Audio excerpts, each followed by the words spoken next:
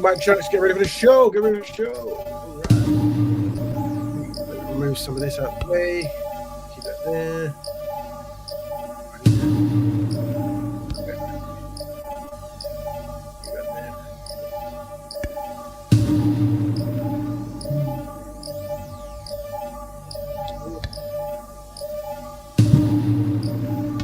Let's get this open. Tell a friend we're live, everyone. Oh, we started. Tell a friend we're live. Hello, everyone. I'm your host, Rap Raven. I'm just going to find us our intro packet. Well, while I'm doing that, don't forget to tell a friend we're live. Here it is. Nice. Got a very important show today.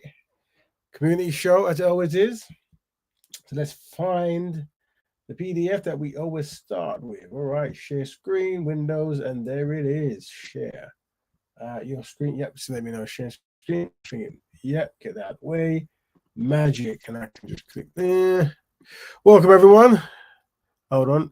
Read mode. There you go. What's this? Google Access. Yeah, it's cool.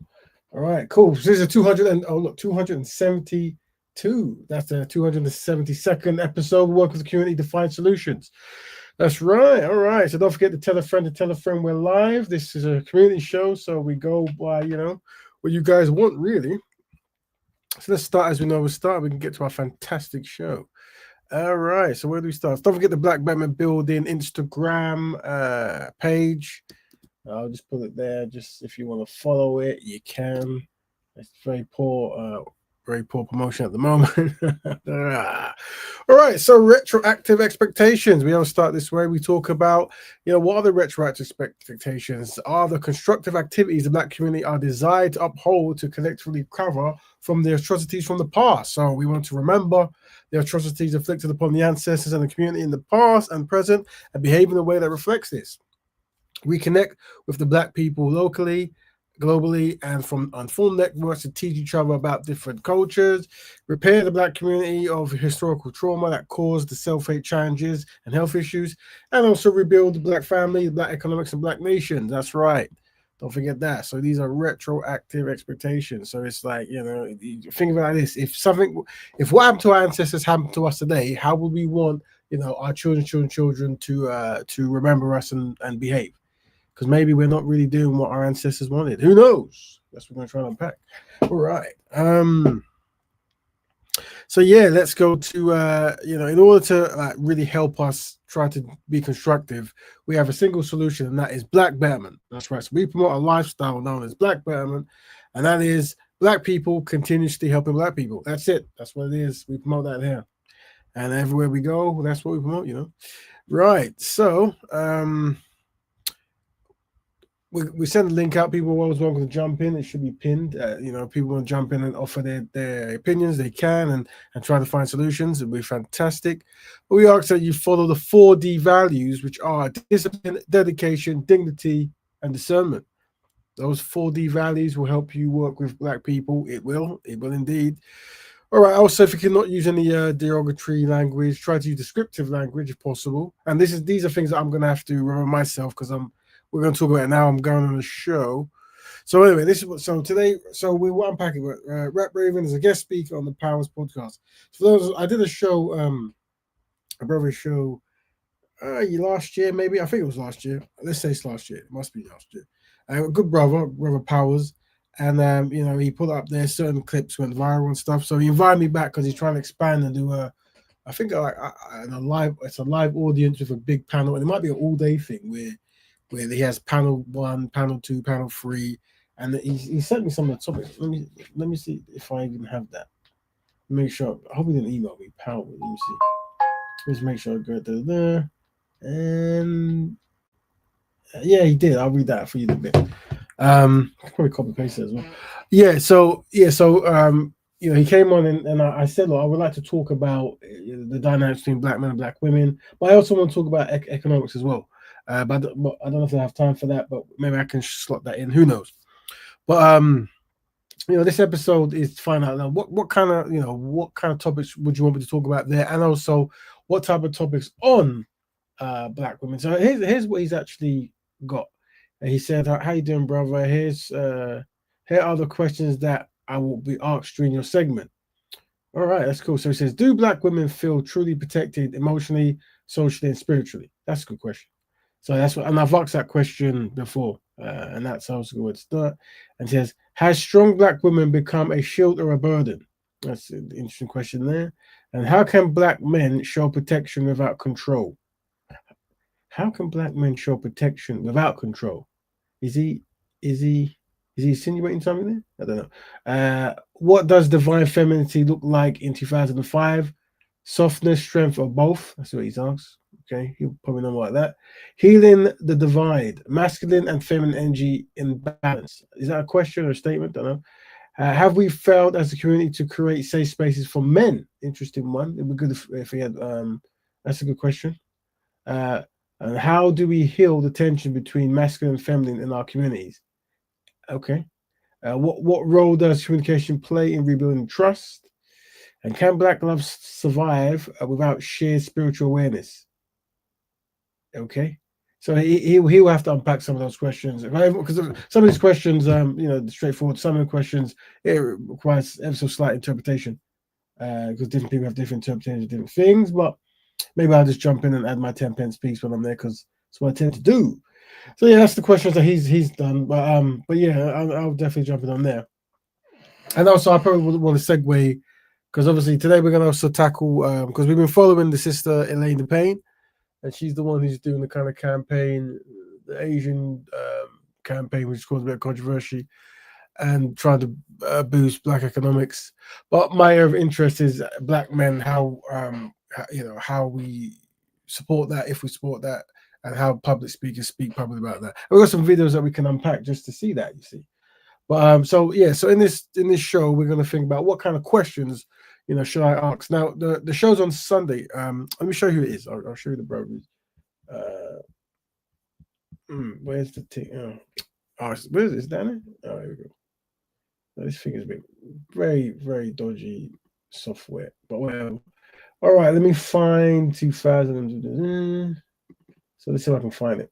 Here we go. Join me. So this is the brother. I think he's brother from Sarah. I don't know if this is famous music, so I'll mute it. But this is him. This is his video he's posting. So you can find the Powers podcast. You can find it on Instagram. Sunday 12 doors open. Did I have? I'll see if I can post. Oh, it's there. It's right there. It's Wood Street. So E11 free and T, whatever.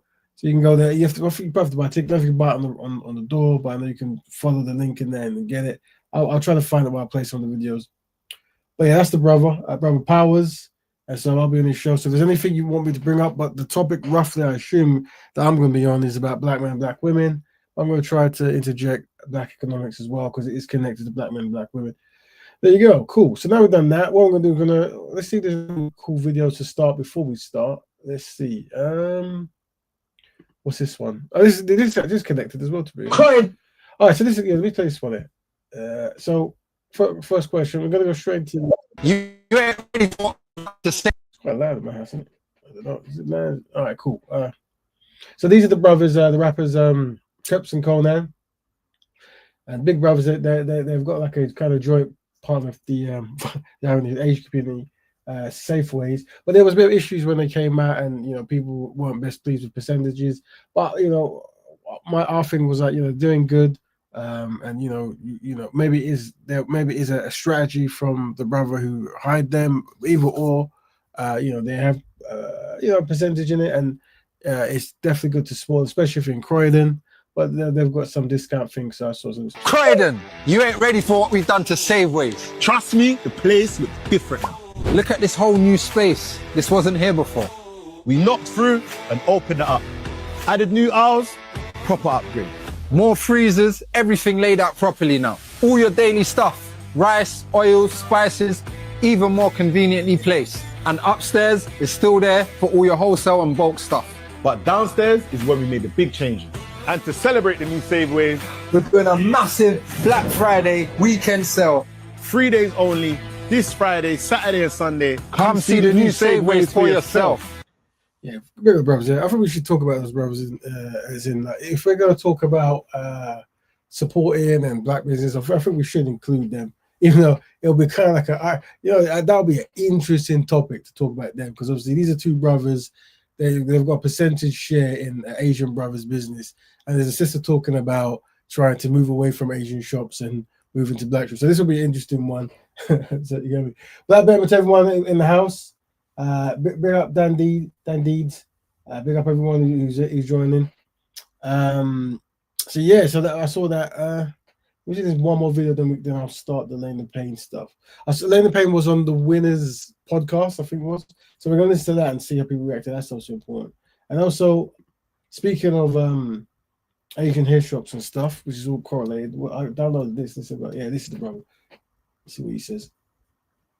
Peckham, home of the one Peckham Strangler, have responded to the headlines in an unexpected way. Instead of addressing the concerns, they have announced a 10% Christmas discount. They want you to celebrate. Just an update. There was a shop in Peckham that a sister went back. I think she tried to get some refund on something she didn't want to say.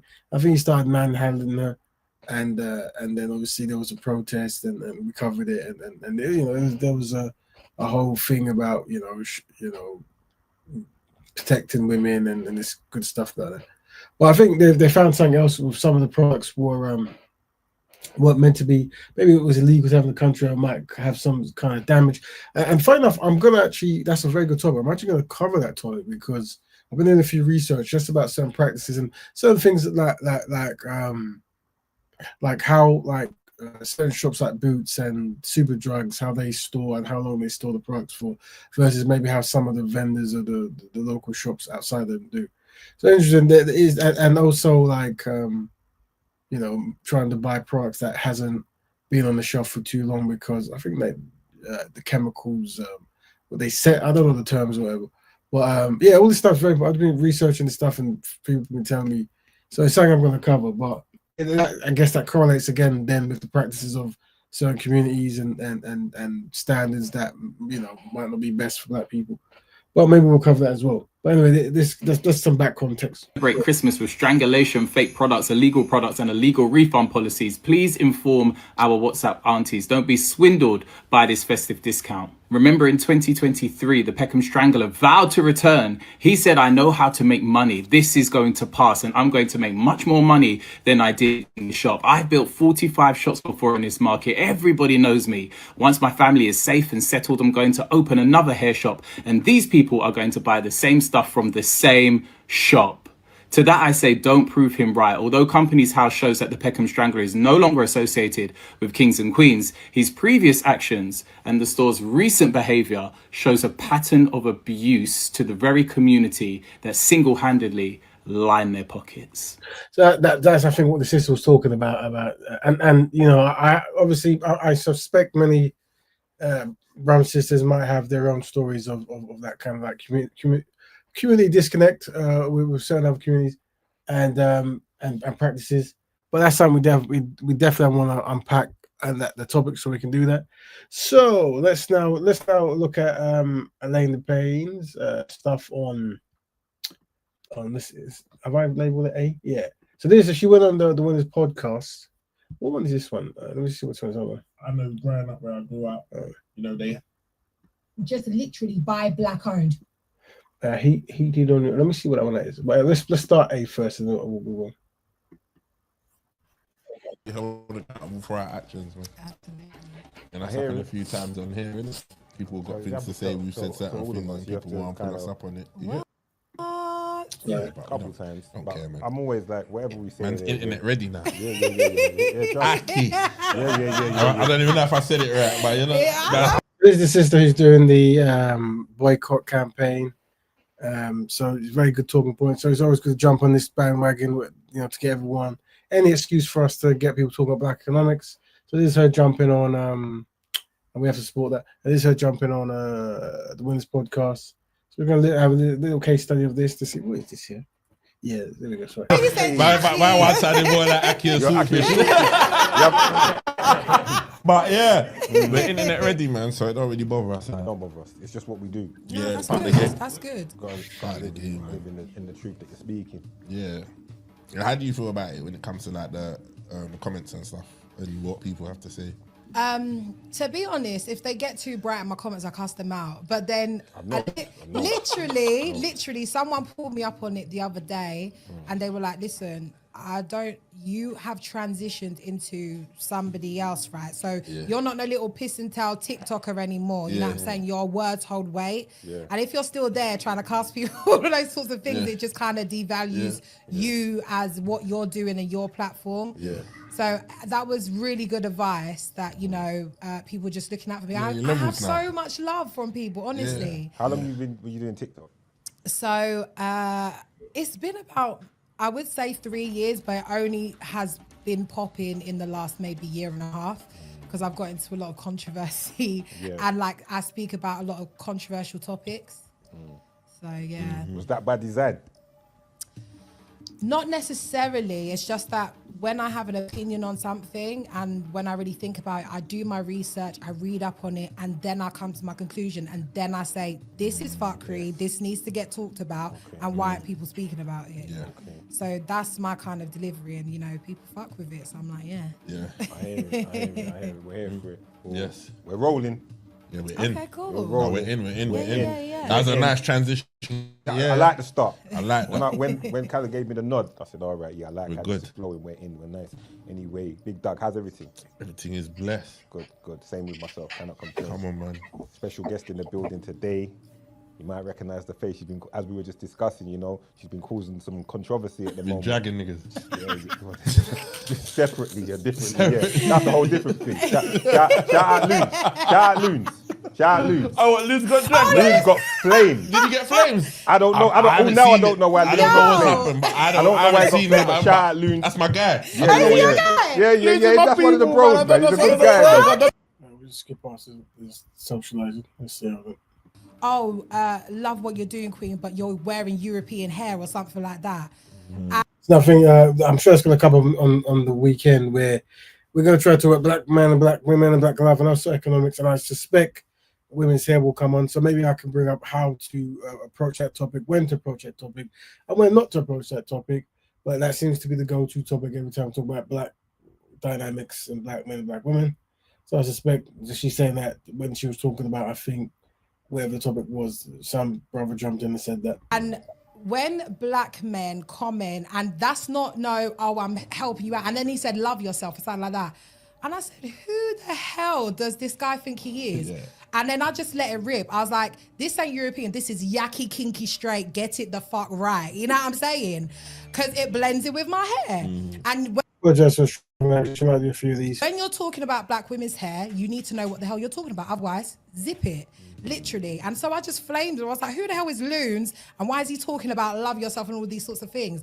So I was like, yeah, I let it rip. There were all sorts of personal details. But what about the love what you're doing, Queen Park? Can you get some love for that though? No. Okay, no. Because it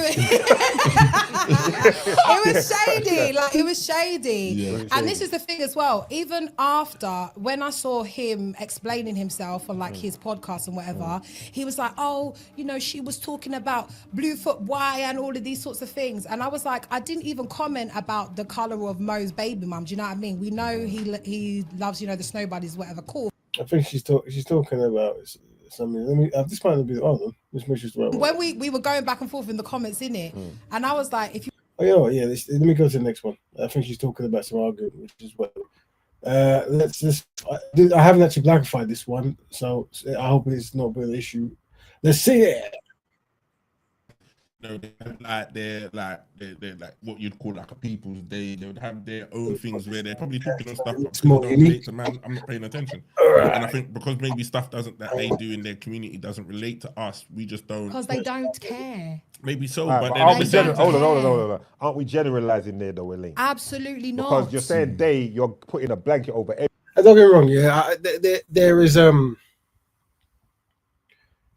I understand, you know, always the voice of reason and trying to generalize. But I do want to see if there's a pattern in these brothers' behavior when it comes to what she's saying. I mean, the thing is, obviously, this campaign hasn't started on the best foot, as in, like, what motivated it was a young gentleman who was kind of misspoken in his displeasement with how Asian people practice economics. And then I think she supported what he was saying, and then she was bombarded with racism, and then she then wanted to then boycott, but more so focus on black images, black businesses, and but bring up a boycott as a talking point. So yeah, so it's not the best way to start, but still at the same time, the outcome is what I would recommend people focus on.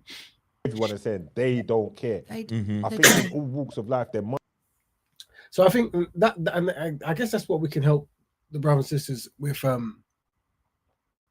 The words that can help, because what will happen is, I get it, right? No one wants to marginalize a group or people, or people are friends of a certain background, and not all people are bad. I think you want to use words like, even though you might have the greatest friend of all time, you know, and the greatest, you know, guys of all time, and generally we were aware that within the South Asian community here within England, and obviously over there in their land, there is a uneasy anti-blackness and colorism issue they've got going on internally, and we see that. And I think the question I would always ask, and I'll probably ask it if I'm in amongst Asian or black people in some kind of public place, like I would ask the question, you know, there's black people, there's Europeans or white people, and then there's Asians, right? South Asians. And out of black people and white people, which of those two groups historically and today has probably done the most to oppress and mess up your community? I suspect they might say the white people, because obviously the history and the unfortunate things that happen. And then if my next question will be something like, well, okay, so today, who would you say your community most distrusts and most has a certain level of disdain for between the European community and the African and the black community? And I suspect the question, unfortunately, will be the black community. And what that demonstrates, is, even though that someone, you know, has tried to destroy you, black people still seem to have some kind of characteristics that isn't best liked in this community. And I guess I would follow up with the question like, well, when it comes to your economic practices and your business, which community supports you the most, would you say? The black community or the white community? And I suspect it'll be the black community because of how black businesses are placed and how black people patronize Asian businesses for years. So what we're demonstrating there is that you understand there is a history of Europeans who have tried to colonize and kill you in a past time. And obviously there's a lot of racism today that hasn't passed, whatever. And we understand that black people support your businesses and do not mistreat you. But if you had to pick between who you have least disdain for, you would still put black people having the most disdain, even though we've done nothing to harm you, but we've done the opposite. We've done much to heal and help. And obviously we understand this because of, you know, anti-black racism and all this kind of stuff.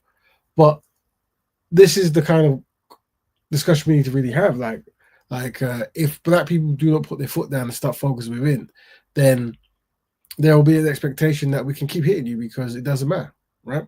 And I think that's what the sister is. That is a good place the sister can land this kind of stuff, right?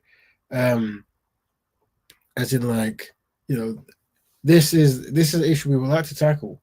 But even if this issue did or didn't still exist, it is a very good idea for black people to practice their business. Where another sister who was talking to her, I agree with, is we don't have the capacity to go full turkey in these ideas. So, you know, it is about you know, heightening what we do and promoting certain businesses and trying to have certain events and campaigns where we systematic shop there and stuff like that, just as a learning thing. Oh, I should actually played things. I'll play after maybe as well. Swiss's thing. Anyway, we carry listening. Must be people that do care. Like you've had a bad experience. What I remind to do, what the brother's doing, and big up the brother. And he's being kind and stuff. He's trying to find people who do care. And I think this discussion about do you have friends is never helpful for black people. this is what you call like a failure fabrication, or even a success simulation for Asian people. Where you want to have a success simulation for Black people. It's like the system wants to maximize Black people shopping in Black businesses. Yeah, so that should be the primary. With a select set of. Name me a South Asian that cares. What do you mean? I've got my. Not your friends. Yeah, that's what I was gonna say. Name me a South Asian that cares. They probably are right. Speak on the people that I know. I can only speak on the people that I know. You don't know me, but you know me from the internet. Yes. And I speak on my Black people, right? Name me a South, and I've spoken on South Asians as well. I've seen South Asians speak up. Who? I don't know them by name. I've seen them speak up. So this is my point. And this is the thing, yeah, it's going to take much to train some of the brothers. Also, when you go in the comment section, try to look at the dynamics between Black men and Black women, and who more is supporting these kind of concepts and who more is pushing against it. And I think that might bleed into the narrative that I'm telling you about Black men having collectively recovered from the atrocities of the past, and we still have this kind of universal kumbaya concept in our heads. So the focus shouldn't necessarily be about there are good Asian people. The focus should be Black people are collectively inadequate, and by trying to improve our economics, we can get more collectively adequate. You see, this is what I would try to highlight. You can't even name one person. No, but I've seen them though. I've witnessed people speak. Like as I was doing my research for you, I've seen people speak up. Yeah, there's more people mistreated and being angry about this concept of a boycott than there is saying she's right. This is just what it is. On that side of things, you're just getting me because I can't say the name really. Yeah, I think she's saying there's no celebrities or a person who was famous about certain things. You could probably mention people who will speak out about boycotting McDonald's or supporting Palestine, and you can have their names and the consistencies on that, but not necessarily for these issues. I'm trying to let you see and understand. But don't you think it's divisive though? Don't you think So yeah, I mean, don't get me wrong. I still think the approach the sister's doing, it could be tweaked, right? But this is the thing where, and I get this a lot with the Mandem, a lot with it, where it really is. There is a lot of care and concern for other communities in these Asian areas, and I think that needs to be really addressed. Really, I couldn't give an F. I couldn't give a fuck. So you're gonna stop shopping at white shops because they're the ultimate No. That's not what we're gonna do. That's a valid question. No, I'm not gonna stop. It is a white country. I have to do business with white people. You think that I can go out there and boycott white people in a white country? But then how are we gonna boycott? How are we gonna select a set of people and boycott them? So the motivation behind the boycott is important, right? So it's like I don't think it's the right term to use, because usually if you could do a campaign or something, like for example, that they showed the Black sister being attacked by the Asian gentleman, whatever, and it wasn't that gentle, but the Asian man, and he was obviously mistreating the sister, and then he had no remorse for it. And I said, this is a pattern, And then there's the business practices that some of the Asian shops do, where they try to, exclude other Black business from getting in, and all that kind of stuff, right? All that collective stuff there could highlight a boycott on Asian hair shops. So you have a, and then you would force them to, try to rectify or come and discuss that, right? And I think the issue you have is you have people who like the money Black people have, but not Black people. And this picture has been painted in many scenarios when it comes to Black hair shops. I think like across the board, you're going to have problems because you have to piece why Canberra will do all of it. Now, if you're saying that, I think her argument was that, but Asian communities, they set up in Black areas and they have a complete grip on the market. So I hear what she's saying, but once again, before you can say the full boycott, you need to have a list of replacements, which other sisters were saying. We don't have that list. You see, we don't have that list. And then we're not gonna. So we're a white country, so we're not gonna boycott the white people, which obviously we can't. I'm not boycotting nobody. But how are we gonna boycott the South Asians and just target them? Isn't that playing into the hands of like? When you say I'm not gonna boycott anybody, that correlates with the I love everybody kind of stuff. That, you know, if you talk about loving black women, I'm just trying to do parallels of. So now I understand it's slightly different, but what I'm saying is that this kind of like wanting everyone to know you won't do something that was set for black people. It would be good if we got the reverse of people making statements like, I'm for black people, I'm for this, rather than I'm not for that. And that's something that we review and look up. People want like the Reform Party and all these. Ain't that what No, absolutely not. Absolutely not. Because what I'm doing is I'm standing up for black people. Yes. I'm interested in black people's interests. Yes. The most money that we. So it'd be good if we get people who could talk like this sister publicly, where it's like, I'm trying to fix a issue for black people. Particular, and that's when I've come out publicly. That's what I've always tried to help educate the importance of saying that, like, this is the purpose, this is what we're trying to tackle and fix, and it's for this people because these people are struggling for this amount of years. Give our money to our South Asians. We don't really give it to white people. I don't go to the butchers. I don't go to the white butchers because there's a butchers on my corner store. I don't go to a white man shop because that South Asian man. I don't go to what a dessert shop because the dessert shop's down there. We give it to the white man because we pay gas, electric, TV, tax. Everyone does, but that's you're saying the individual. No. I'm saying if we want to, because my main issue is, it's not even really with the South Asians. My main issue is black people we need to close off our culture to everyone, right? Close the doors, because when I'm looking at our community, we are hemorrhaging, right? And we need to help our damn selves because no one is going to help us. Agreed. So why the hell are we advocating for other people when we can't advocate for our damn selves? Go on, carry on. That's why when I said that black people are collectively inadequate, it's very important. And it is what I'm saying, where we can sit in a room and all agree that there is a big problem that hasn't really ended. But yet the discussion of how to do it seems to cause the most confusion, you see. And that's why you need to get real serious. And that's why you need words like black people are collectively inadequate. No confusion, because you go, okay, if that is what it is, what is to be done about it? And that's why you have to sometimes use very direct language, because you're trying to fix a direct problem. But it's literally that. When you're looking at what our young boys, they're misguided, they don't know our young women are misguided, don't know what to do. We don't have no proper role models. I wouldn't even say celebrities are role models out here, because celebrities can't be role models. Because some of them are sellouts and they do it for the YT people money, even though they do, you know, 1 or 2 black functions or whatever it is, but the majority of it's their money, and you know what I'm saying, you can't really F with that. Fine. But I'm saying no one is speaking like me in UK.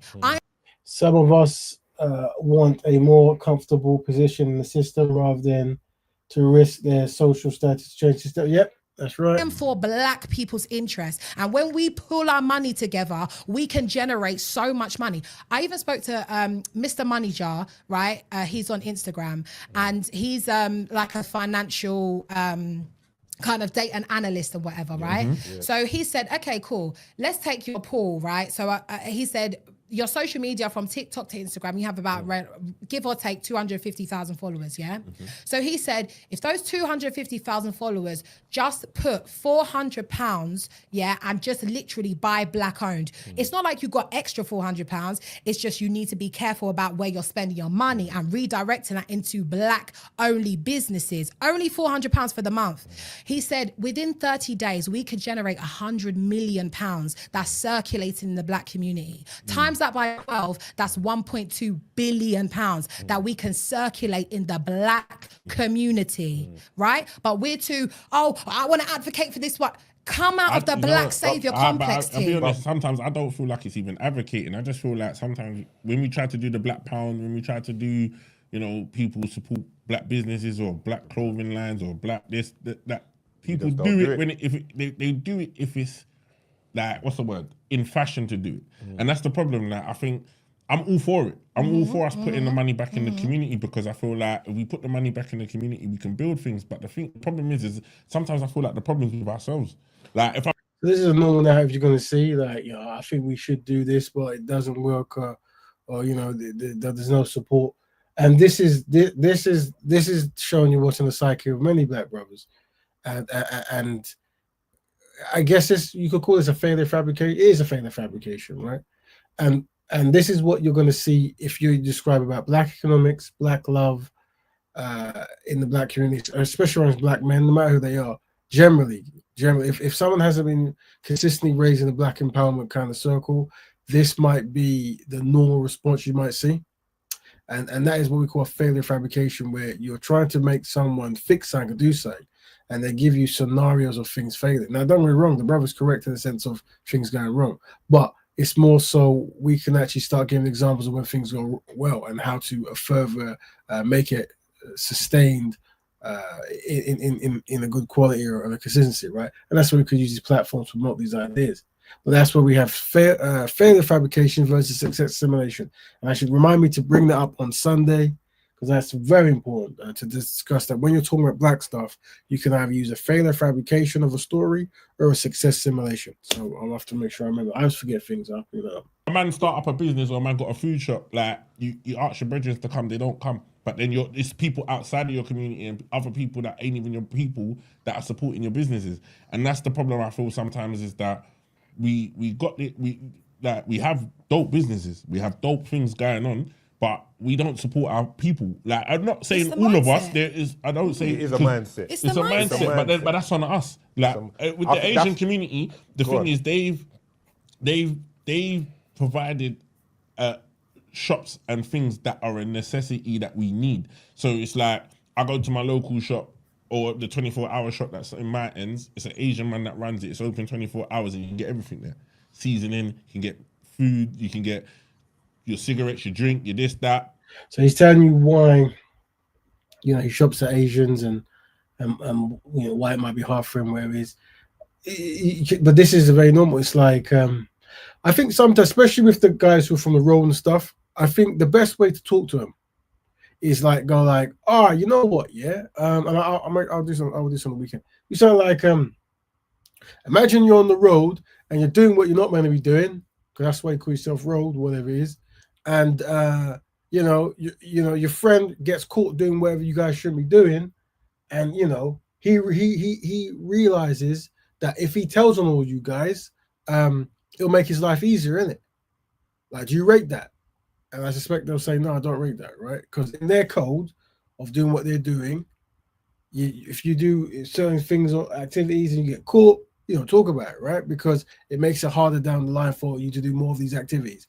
Well, it's the same thing if you're trying to build black economics, isn't it? You know, there's certain things like, okay, it's going to be harder to shop because we have less, but we're going to have to pull together and make an effort of it, innit? And we have to have a code, because if we never do this, it will never be done. If you never try to make a kind of start, you know, you'll always be, you know, in a terrible place. Black men, you lot build it. When it comes successful, then we'll come. But not knowing we need everyone involved in the building process. That's right. Everyone needs to be involved. And all power to these brothers, yeah, because this is the normal response. And that's why we're saying you need a lifestyle black woman. Because if you're constantly trained and taught that black first, and make efforts and each one teach one, then your approach to these topics are very different. And it's very important that you make case study notes of this response to the system. And I'm sure she's going to jump on many black men panels and black women as well, but more so black men that I'm observing. That's going to give this kind of response. And we call this response a failure fabrication response. But nothing is stopping a black man from having that shot. But they choose not to. Nothing's stopping. You can go and get the same, like you can go and get the same lease. You can go and do the same thing. No, I'll be real. We don't have access to that capital, bro. The black man might not get that lease. We He don't. might not get that loan. But the thing, you might not. Because statistically, I'll be reading up statistics as well. Like, for us to get a loan so they're highlighting that people don't like us. People are better trained at doing stuff. They have many of their functions in our society, and they still mistreat us. And if we try to do things on our own, there is a pushback from a greater system, right? So all these reasons are reasons why you need to come together and bound together. And you have to be dedicated, because you know that there's a constant attack on the community. Comparison to South Asian, but then are we looking at it? Because even like, I think my mum's church, my mum's church has got a bank. Like, not this church, like, but there's a Christian bank service, yeah. And maybe till she told me about it, I didn't know nothing about it. Do you get me? Where you can save your money with them and do all of this thing, and they give out loans and they do that and they support black businesses and this, that, and whatever. But then, are we even tapping into what is actually even out there for us to help us need build more information? More Because, information. but this is the thing. We don't. Listen, from the time this is kind of taken off, I've spoken to a plethora of black people. I'm in the grassroots with my community, right? And our Achilles heel is marketing and promotion, but they are out there. There are black directories. I literally did a Google search. Black directory, they have over 1,000 black owned stores. It's just that we don't do the work, but we absolutely need to change our mindset, Doug. Absolutely. But it comes from how we speak to each other, where we're putting our money. We need to be mindful about who we're spending it with. And I also even said, because the complaint kept coming up about, the customer service and the this and the that and whatever it is in our black stores and whatever. And I said, you know what you need to do? For that to change, you need to change your mindset and you need to want to care and add for that, right? So don't you think it'll be more beneficial for us to focus on how we can improve than worrying about what other people are doing over there and boycotting them? Shouldn't we start with us and what we can do? And I can say all of these things because I've opened businesses in live. I'm from Lewisham. I opened gyms in the middle of Lewisham. I let all the black youths train for free. They would have, a lot of the times, circumstances didn't have the money to, you know. So black youths were training for free.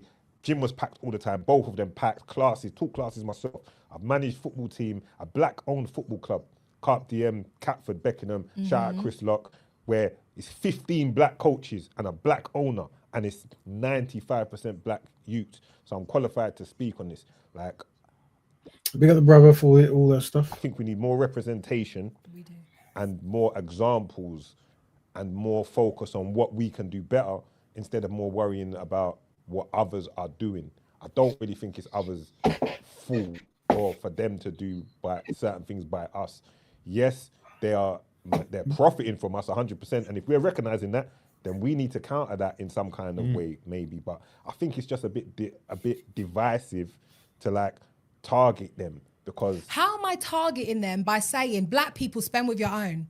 Because you've picked out a certain demographic and said, don't shop with because these. that certain demographic literally services us in our community. We don't have enough. Watch this. Well, hold on, wait, but we don't have enough people in our community to go to the corner shop, to go to a black-owned corner shop, to go to a black-owned restaurant or whatever it is. We have to travel to Timbuktu to get it. But I'm saying, if you want to invest in your community, the only way...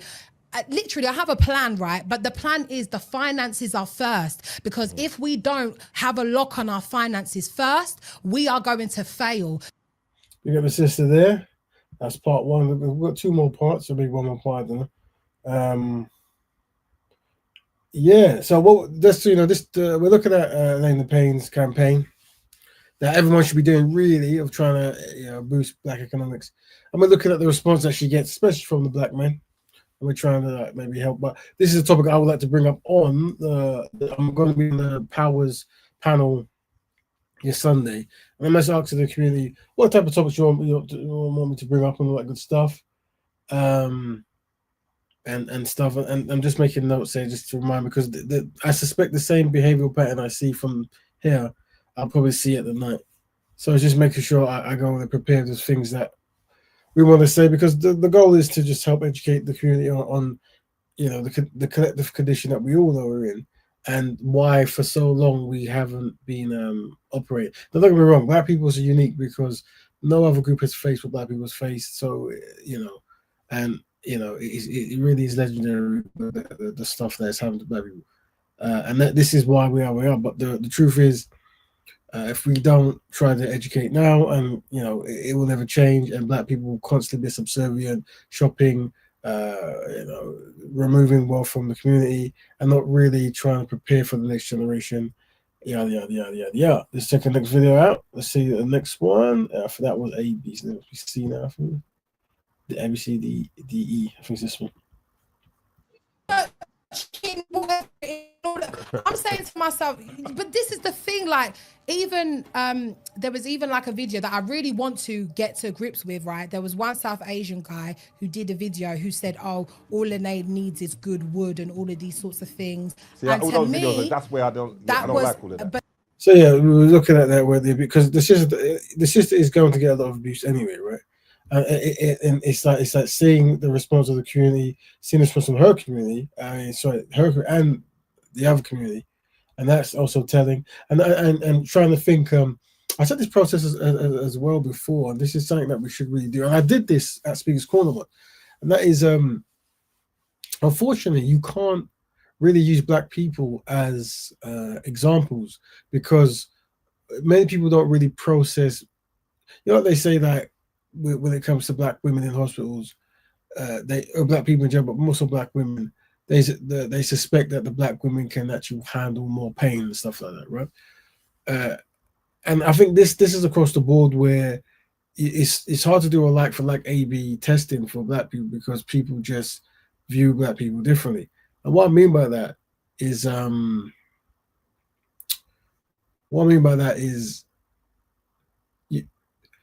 there's a video of some Asian individual guy using sexual derogative language towards a sister, right?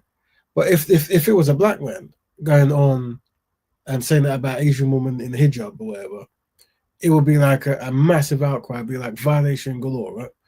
And this is what I'm saying. Like sometimes, we haven't trained ourselves to actually see true severity as it faces the black community, or just disrespect, really.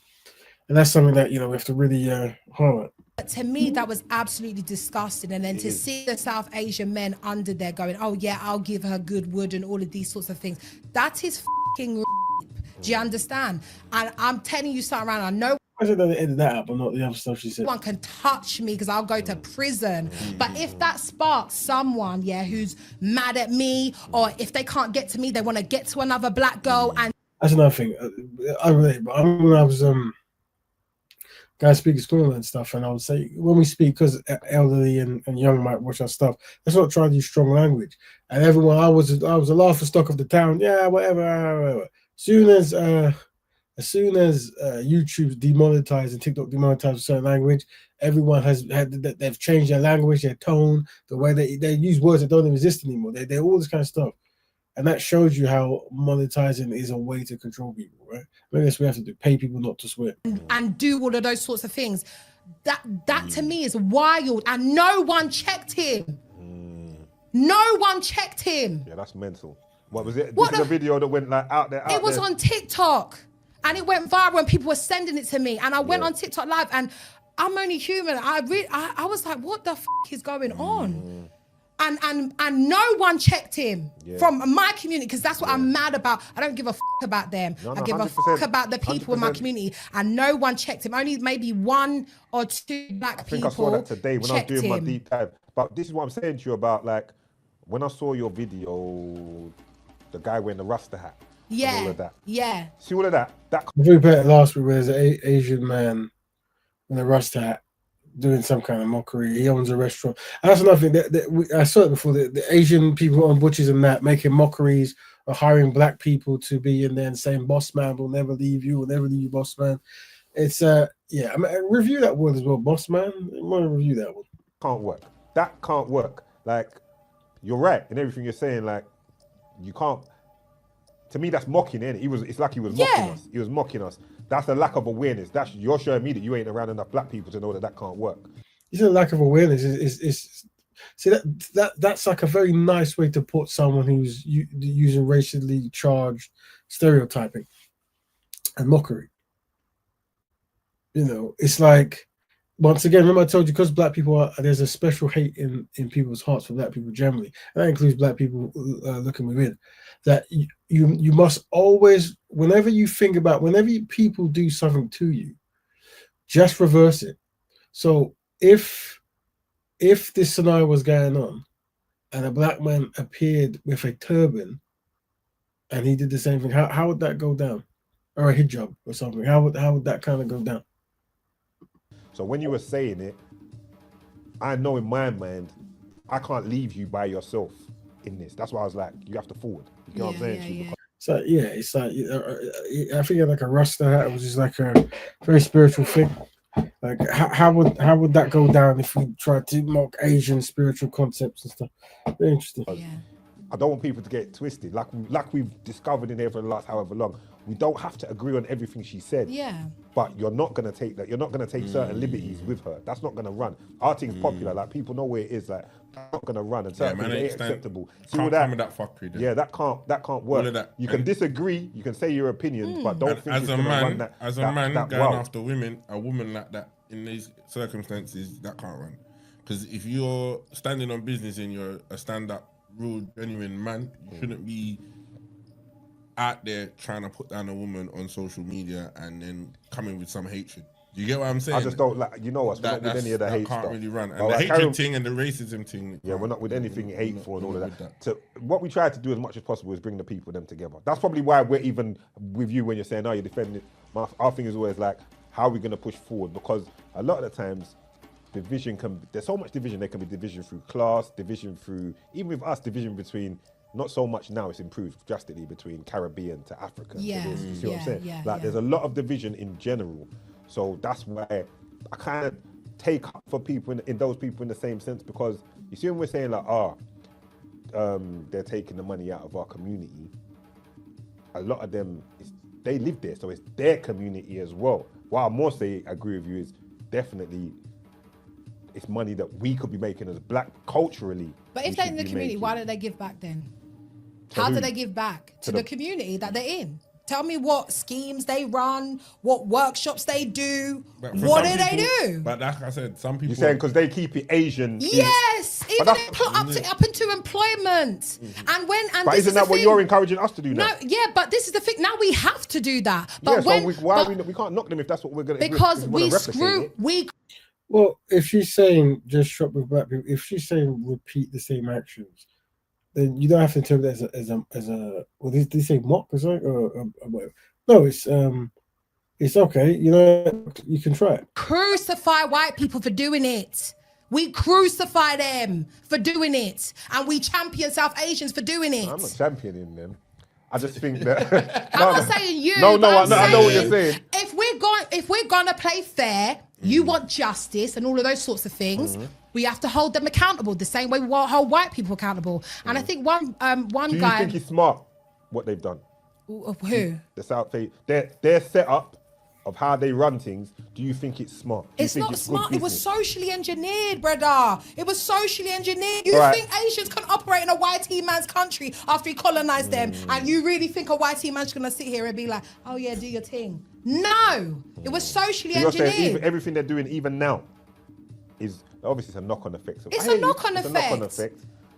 It was socially engineered. There's nothing. Knock-on effects are important because people in who get an early attempt at something when other people are limited, you can build an empire from that. You can build wealth and stuff from that, and then it can continually grow. Like rich people tend to get richer, and poor people to get poor. So if you have an advantage in the early space, then that could be a big thing, and that, you can look at that in the context of like continent building and how Europe is, in a certain space versus say places they've colonized. So yeah. All we can do now is pull ourselves up by our bootstraps and do something now. That's it. That is all we can do.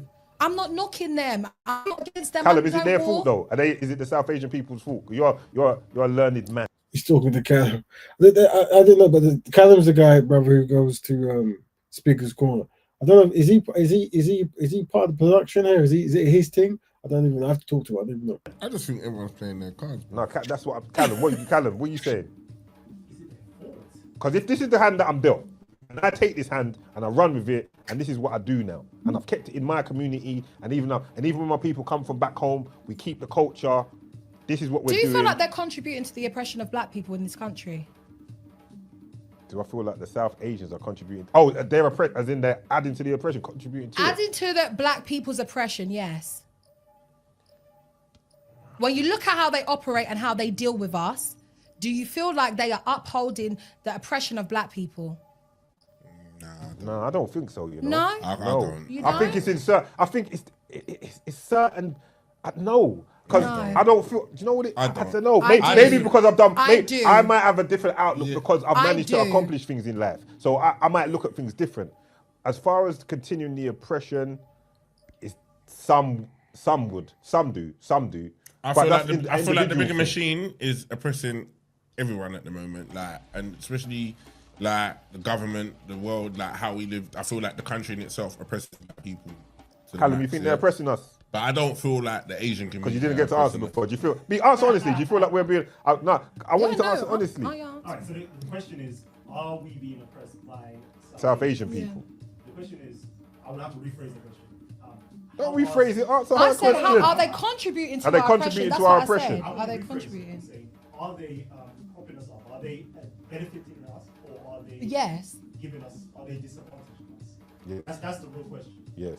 And I would say that that's a difficult one because man like Doug will be like, no, bro, like, they benefit me. They're open 24/7 on Christmas Day.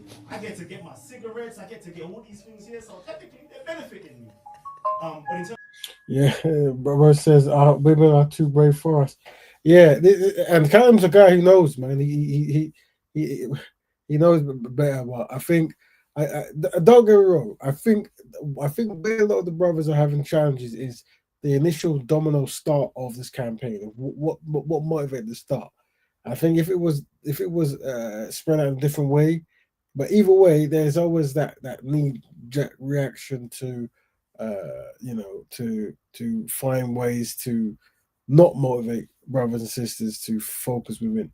of like taking away resources from us as the community, then you could say they are disadvantaged. Well, it's like this. We all know there's many good Asian friends and family friends and stuff like that, right? Well, we've already covered. I think we covered last week about some of the behavioral patterns and practices of many Asian people in the UK, especially when it comes to cornering the market and not allowing black people to enter. Right, and that the reason why that's interesting because your primary base is black people, right? And also some of the practices of how some of the shops treat the customers versus how they would treat some of the Asian customers. But then I wouldn't ever blame another group. That's my argument, Callum. That's my argument. I don't blame anyone. I blame because no one can't oppress me right now. Well, they can because there's powers, but I'm gonna get what I need to get done. You see what I'm trying to say? Like I don't have that mindset of I break the shackles, but I can't think like this. I can't think that you're gonna stop me from doing what I'm gonna do. I'm gonna think what you're doing, I can do it. But I understand that we're not conditioned that way as an overall as a people. I understand that we're I just not. feel like sometimes we're our worst own enemies, bro. Forget what anyone else is doing. We can only look at what we do. That's my And point. I think that we don't help the process. We don't help the process. We are worst enemy, and some of these behaviors now is a part of it, and it is the failure fabrication that we have to work on. So it's right there, but it's in the moment it's happening, and that is when the sister comes on. Regardless of whatever, there should be a great motivation behind the action she's trying to do, and that is revitalize black economics. Like For the drinks, I guess. that. Because no one's going for the food. Are you still eating? They go on about a video of you in the Asian singing in the Absolutely. Asian restaurant. You're still No. Let me clear that up real quick. Go That ahead, was go ahead. last year. What was it? Where were That you? was last year. I was cooking biryani or something like that, and I did my day in the life of how to cook the biryani and all of these sorts of things. And then my South Asian friend, he was listening to a song, and I was like, oh, I like that song. I think it's by Diljit singer, whoever it was, right? And I said, yeah, let me dance to that song or whatever it is. Them times, I love the biryani and all of these sorts of things. It's not about me hating them. I don't hate think you hate them, them. right? I don't. I've literally said it. I don't hate them. There's no war here. All I'm doing is focusing on black people, and they can't take that because they want unity from me. You're not getting unity from me around here. Yeah, it's about black people. I don't care about your. Very good example by Brother Dan. And that is individual thing versus collective thing, and that is something I should write down because that's the biggest challenge that I think a lot of the brothers go through. Very big challenge. Feelings. I don't care about your wants. I don't care that Tommy Robinson is on your head top. I don't give a. I'm just stopping and swearing that, and let's go for the last one. The last one. I mean, and the thing is, is it E? A B C D E? Yeah, I think it's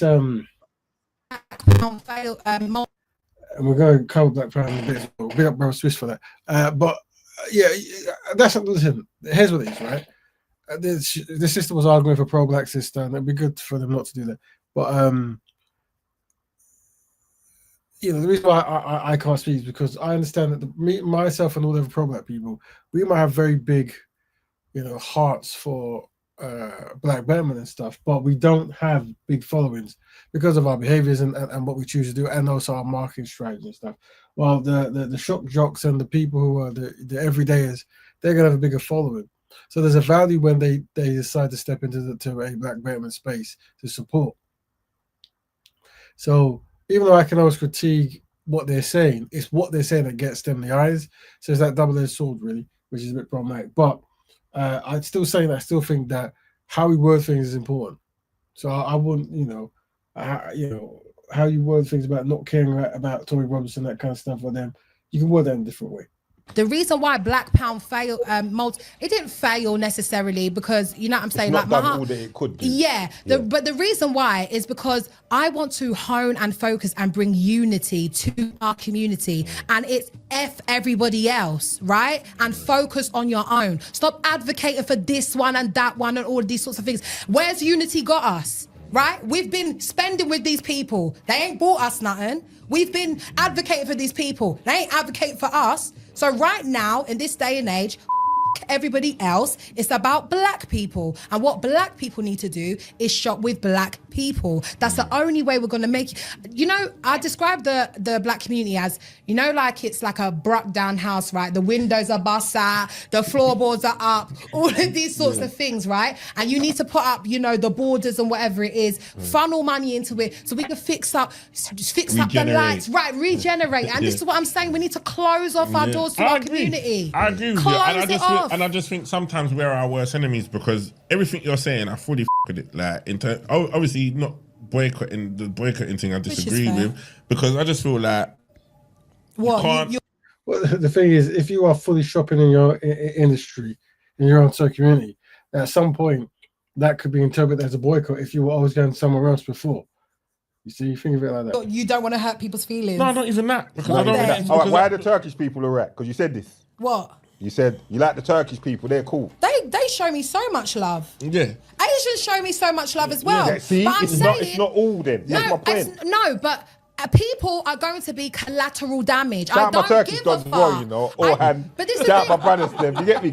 You know me and the Nesh, we've been getting money since 05 and that with my bros them. But this is the thing. I'm you just saying, guys have a soft spot for these people because you've don't got do friends that. with them. We're going to beef now, you know. And great thing as well, you know. I don't give a fuck. No. No, but it's not. It's just kind of boiling them up on that one. No, it's not that. It's not about friendships and relationships. Answer a question, Doug. What is it? Individual versus collectivism, brothers. Because it's not about that, but my honest opinion, I'm listening to, I agree with some of your points and I disagree with some of your points. Not because of friendships. I think it's something like the sisters trying to maximize black economics, right? And the brothers are highlighting, why they can't, and they're trying to just pull it apart. But what I would recommend the brothers do in future times is find out what you agree with and how to maximize it, and find out how to maybe re-campaign some of the things you disagree with because you might think it's too whatever it might be, right? That might be a better approach to it. I can upset my brethren, whatever. We can have that debate and chat about it, yeah? Right. But my thing is... He does love a moolies and a spicy wing. Oh, you know what I mean? So all jokes aside, right? The same persona, and all power to the brothers here. The same way they're talking about Morleys and these Asian establishments is the same kind of behavior patterns you'll see black men do when talking about being with black women, and they'll start talking about, the white man does do, oh boy, you trust me, and they'll give all the whatever, all the reasons why, and that is something that brothers need to really, really work on. See, because it makes sense now because there is no foundation for black people to actually really have any kind of real strength and pride, really. But in a future time, it's not going to be a good one, right? Where it's like you're constantly bringing up other reasons why it's hard for you to focus on community stuff. And once again, whether it's the world of economics, the world of black families, you get the same kind of approach. And this is what I guess we've come to reform, really. Man don't want to get caught. Man don't want to get caught lacking and like we boycott them. We're in the. on 6 wings and No, chips. but my personal opinion on it is that yes, I don't understand the hardship it comes to getting a loan for a business and all of that. So you're obviously saying it's difficult, but my thing is that I just think with that community, I just feel like their front foot is always to open businesses and be self-employed. Like their thing is always to do their own thing. Like whereas a lot of us we base ourselves on trying to get the job with the best salary. We're trying to, so that's why I can't be. That's what, but that's the point. But that's part of the reason why I can't be mad at that community for what they're doing, because at the end of the day, I look at what they're doing and I would look at our community and I wish that we was being as proactive as they are in terms of, and we are, because there are a lot of black businesses and there are a lot of people doing it. But what the problem is that we're advocating and trying to push for us to support our own. I feel like with the Asians, they've built businesses where they don't need their own to support them, and that's the thing. They can open up shops where a large variety of people. Well, I think the truth is the biggest. What this is trying to ironically say. The reason that they don't need their own is because black people are funding a big percentage of many of these businesses. So that's money that could be going into supporting a black business that has yet to be started. People can go in. You look at like they don't need their own to support. Big up, brother Leon in the house. Topic today is we're looking at the sisters talking about. She's on this podcast. She's trying to motivate the brothers to do something constructive. But the topic is I'm going to be on the podcast Powers, and we're talking about black men and black women.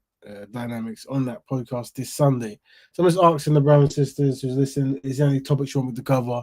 And we're looking at this just to help us, think of the dynamics between black men, black women, and economics, and that kind of like mismatch and misunderstanding.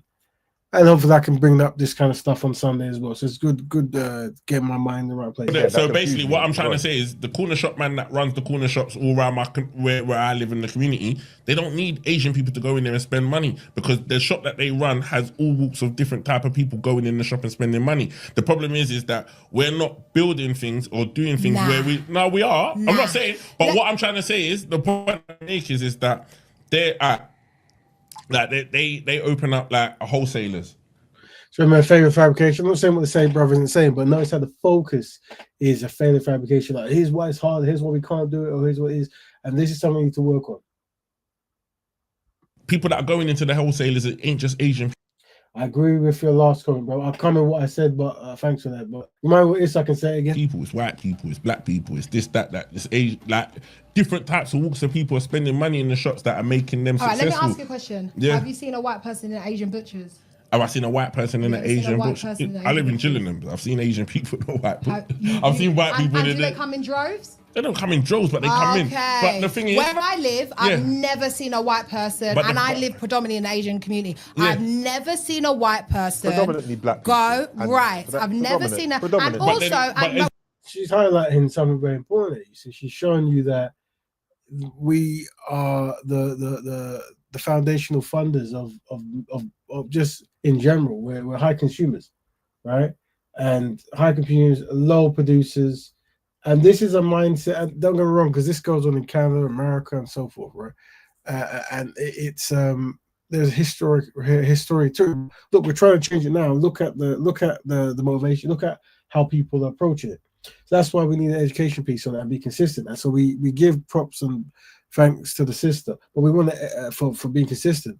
But we want to use brothers as a case study to demonstrate why we're so far behind. Because remember this word, it's a failure fabrication where you're constantly saying why things can't work. You want a success simulation of saying why things can work. And rather than focus on, you know what, wow. If you're saying we're the primary spenders in this function, imagine if everyone's mind was synchronized and the brother had a butcher or whatever it was right? And we all shop there systematically. And just for that one, we can see an improvement, right?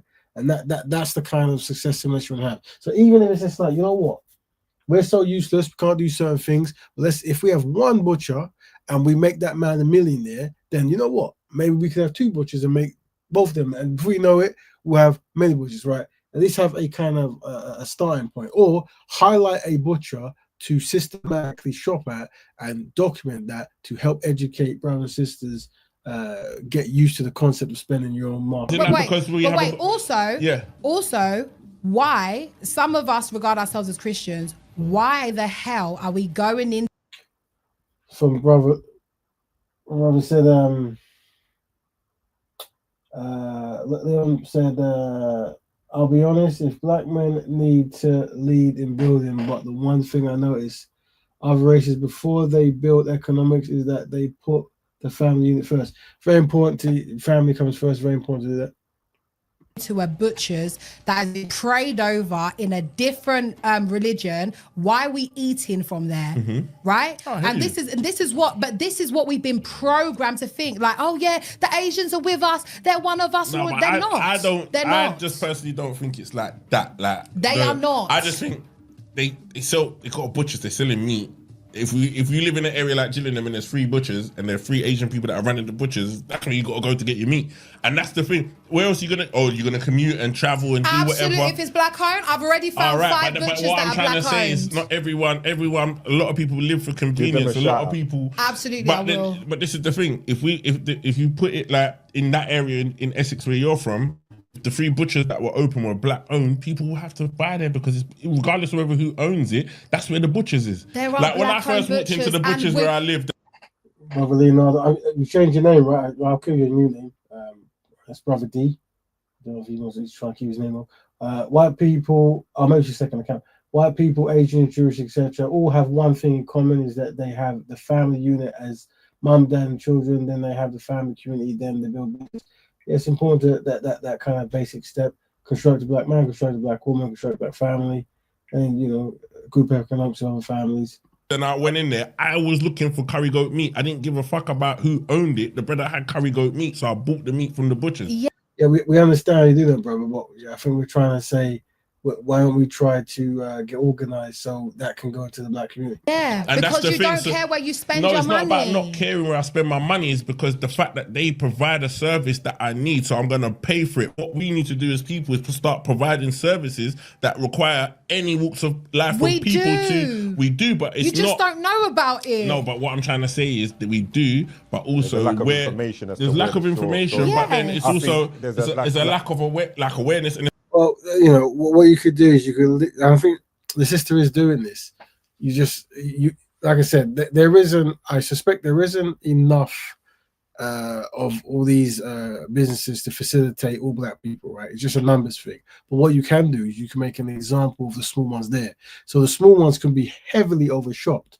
So much to the point where it's like, that is now a motivation. Like, can you imagine if you saw your butcher in your high road, black road, sisters or whatever, right? And now people are filming themselves buying from them and they have no more stock. Never before. They just have no more stock for what they're selling because people are systematic shopping. Because we've got so much community members versus shops of a certain caliber to shop from that it should be very easy to just completely overdo it. But that picture, that concept of just over shopping in somewhere is enough to motivate someone to think, you know what, I probably want to go down that road and have my own business. It's a good practice to have. There's a lack of people seeing it, so we're getting mad at them for starting. Very good point there. Otherwise, black men won't have a real motivation to build but for themselves. Yeah, if you have a strong family base, then you're trying to build for something. That's a very, very important point there from brother D, Leonardo. I'm not getting mad. No, I'm not saying you're getting mad, but I'm just saying we're saying they're doing it on the flip side, but then at the same time, we're not putting ourselves in positions where we can be seeing that these things are happening. Sometimes I think we run with too much convenience. It's convenient to go to that shop there, so we go to that shop there. Yes. Whereas when I watch things like, I banter with my mum. I bantered with my mum last week, because my mum don't live in Catford no more. But I bantered with her last week and was like, she's like, yeah, me and your dad are going shopping. So I was like, you're not going back to Catford. It's a clean 30, 40 minute drive to go back there, but they're gonna go. Right. Because I'm like, there ain't shops around here. My mum will just laugh and say, "Ash, your dad." You see what I'm saying? But they make that trip to go to those stores. I think with us, I understand what you said. It's become, like you've said, it's convenient. Yeah, because I was doing it. Don't get it twisted. When I moved to Kent, Same thing. But I if- was but getting with my stuff effort- in. I was getting my seasonings, with and I was effort- doing it in Catford. But Elaine's saying with a And then I certain found a amount of shop. effort. And to be honest with you, I found a shop on the high street in Gillingham that sells everything that I was So going you're to not going Catford. Catford again, like? Why? Catford's Because that- I it's hear costing you. me £40 in petrol. I hear you. I drive a big 3 litre. I hear I got to you. drive, what, I hear you. 45 minutes into Catford to get what I need So why when I can't can you do get it it for on a my... black-owned business? I was, and I still would, and I don't mind doing it if I'm conveniently. but if I need, life is if I busy, need, if Lee. I need all-purpose Life is seasoning, Then get it online. if I need £1 Get it all-purpose delivered. seasoning to cook the chicken that I'm making right Elaine, now, the bottom I'm not line Elaine's driving an saying is hour buy to black. See, he failed the fabrication. Get it to go and get delivered. spend £50 to buy. Very good case study video, very good one. Demonstration of like constantly showing why something can't be done. Buy something for £1. Get Do you online. get what I'm saying? Get online. I hear it, but what I'm trying to say is what we need to do in terms of not watch what they're doing, but make sure that our stuff is accessible to the people, More to the businesses. masses, more We're working businesses towards that it. are visual, We're working that are towards outside. it. It's a which- work in progress. Yeah, We're but this working is the and thing, also, but this- and also, one more thing I'll make Go the on, point go on, of, go on. and also one more thing that I'll say is that we as people need to start fucking spending with our own, in the sense that, man, like I've seen it. Brothers will open up like different things, do certain things, and man, them like it's like, right, if my man opens up this or does that, it's like he's stepping on any toes. There's money out there for everyone. So if a man's got a shop, a bar, go and support it. All right, there you go. Let me go to the thing. I think that's all for this one. Remove. How do you remove that? There it is. So yeah. So for those joining, we're talking about. I'm going on a podcast, Powers podcast on Sunday. This thing what we're talking about. I've been invited to talk about black men and black women dynamics. So I'm just looking at certain videos to highlight. But obviously, I would like to talk more about the economics. But that bleeds into the black woman, black woman, black man, black woman dynamic, because unfortunately, especially here in the UK, there seems to be a disconnect in understanding about group economics and the importance of it. It seems that black women, at least from what I'm seeing, seem to have a better grasp of how community spending works. While some of the brothers, it's all new to them, and they need to be educated on it. So that's this Sunday. So if you got anything you want me to say or not say, or bring up, or topics, whatever, once we do the video, I don't know how long it takes. We'll put it down here for a case study. It's like an all-day shoot. They've got like 3 panels of maybe 6 each. And I mean, when this, I have no idea how it's going to be. So see what happens. But the brother, I've been on his show before. Is a nice, good brother, and very, very interesting questions he was asking.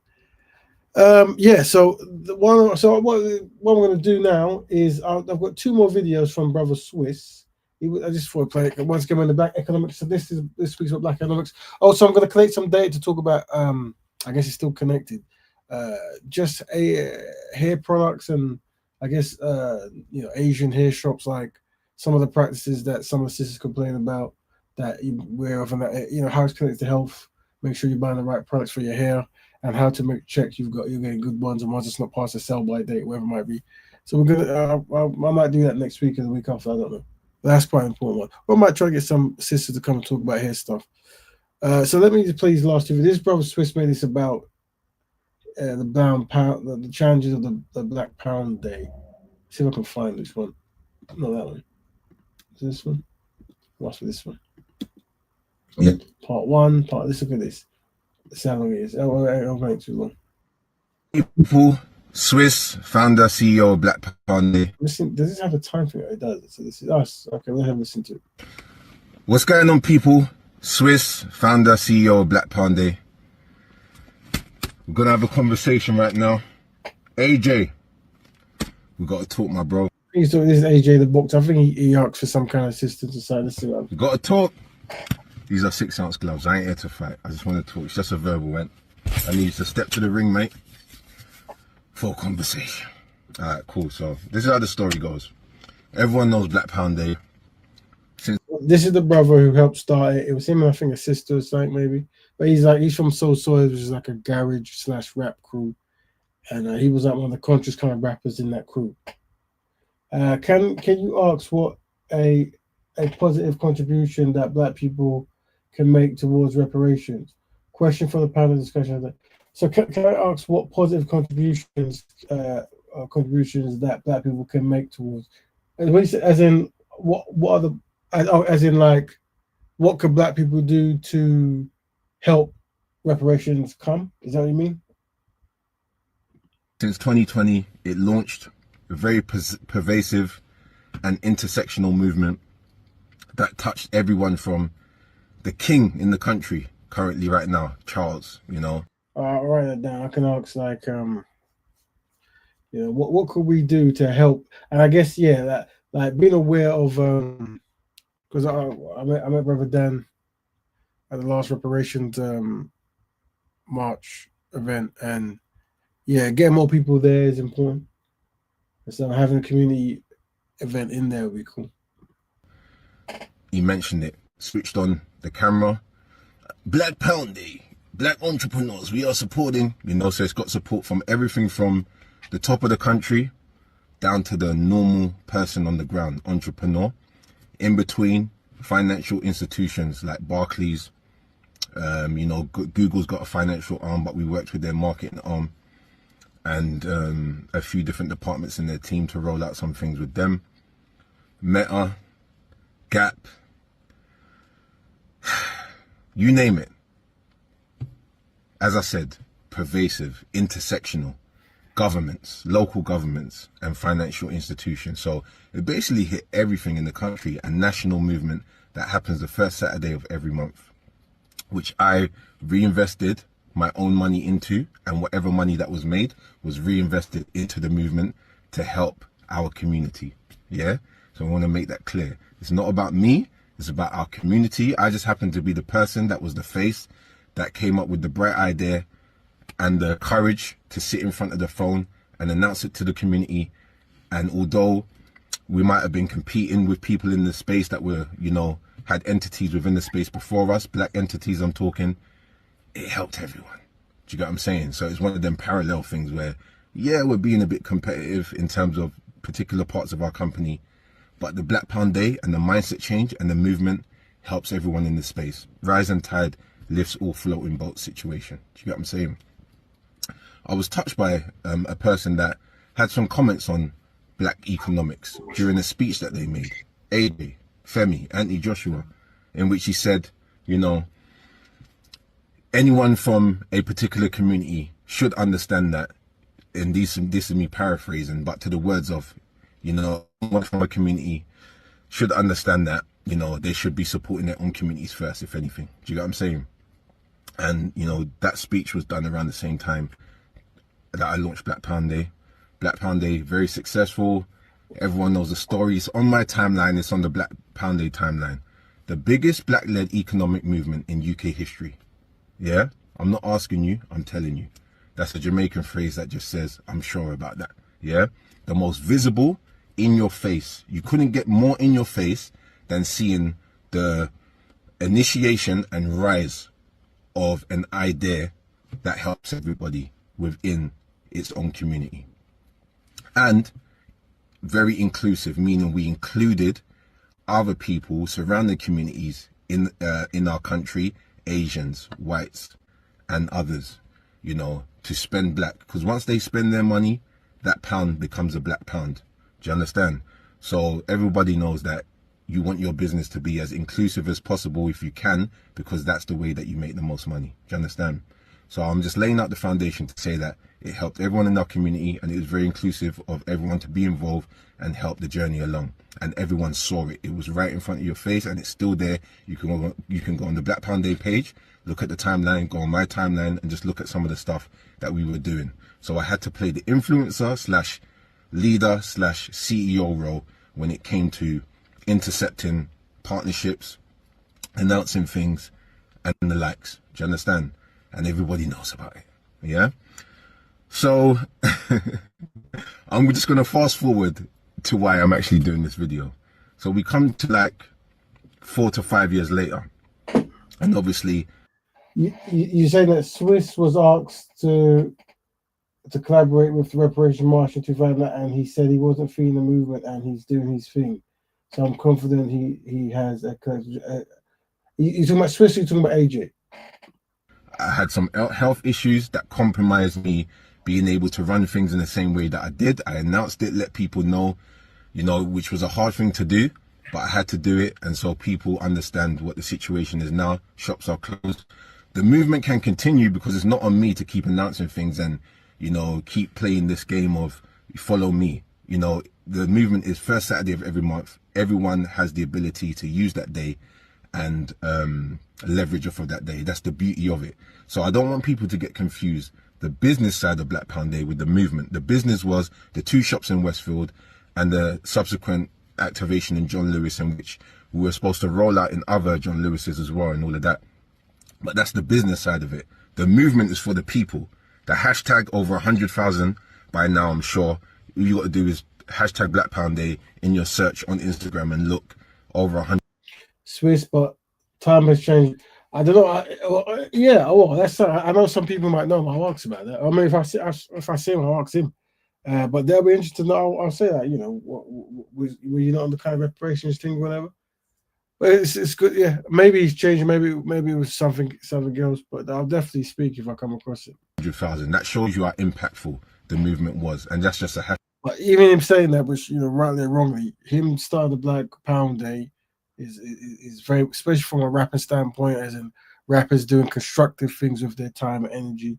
And so I give him maximum points for that. Hashtag, let alone all the money that all the businesses made. Do you understand? So as I said, put all my money into it. Come 4 years later, announce whatever I've announced about my health. And I didn't want to, because I know how it looks and how it is. You got to kind of prove things first. And I felt like over the last 4 to 5 years, I've proved the impact of Black Pound Day.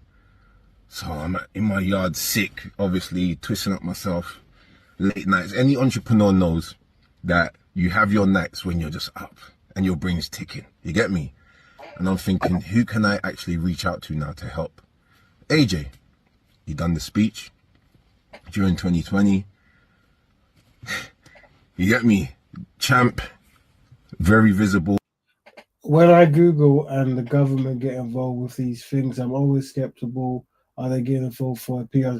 Yeah, like, so for me personally, whenever I see any kind of other community group, I mean, don't get me wrong, you make a product, people buy the product, which is good, right? But when governments and stuff get involved, you're always wondering where it's, I think for me, because of how far back Black people have come and the strategy, the struggles of Black people really achieving anything really on a mass thing, I can look past that. And also, I try to be the bigger person, like, you know, that is a big conversation to have with the pro-Black community. Like, how much can we honestly do alone, and how much do we need assistance in, and how do we get that assistance without it looking compromised, if we need it to.